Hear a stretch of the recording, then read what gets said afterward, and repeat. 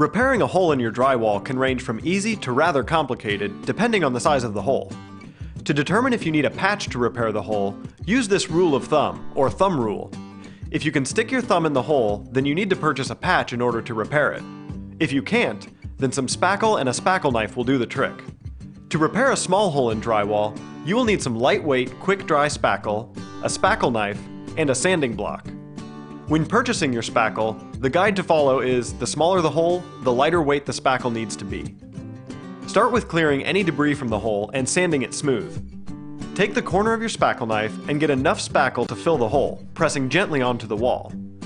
Add a little more to your putty knife, smoothing it over the space. You may need to go over the space a few times, but make sure it is a thin layer.